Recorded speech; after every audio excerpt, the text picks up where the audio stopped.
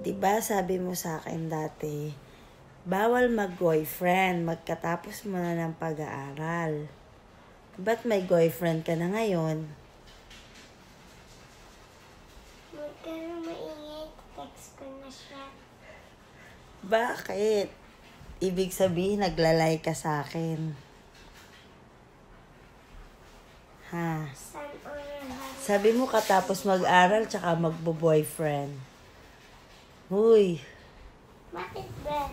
Sabi mo, di ba? Naglalay ka sa akin eh. Sabi mo, pagkatas mag-boyfriend, ay pagkatas mag-aral, tsaka magbo-boyfriend. Hindi yun. Ako dinajoke lang kita eh. So, magbo-boyfriend ka na. Gusto. Yeah. Di ba sabi mo kay Ate Iya mo, bawal mag-boyfriend? O bakit ngayon may chinachat ka ng iba? Magbo-boyfriend ka na. Ha? Yeah. So, naglalay ka pala sa akin. Are you lying to me?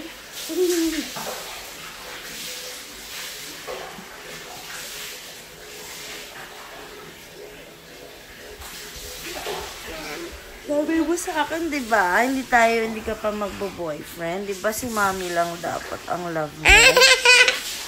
Bakit ngayon may boyfriend ka na? Nagtitingin ka pa sa picture niya. Tignan natin yung boyfriend niya. Tignan lang. Yeah. Yan yung boyfriend niya. Hindi ko na ito. Halikan mo to. Kinikilig siya. Halikan mo to. Di ba sabi mo sa akin, di ka pa magbo-boyfriend? Oh, bakit may boyfriend ka na? Nagjo-joke ka lang sa akin pala.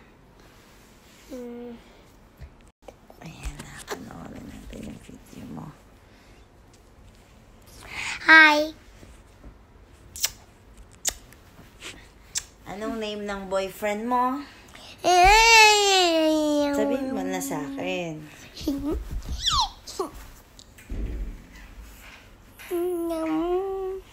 Anong name ng boyfriend mo?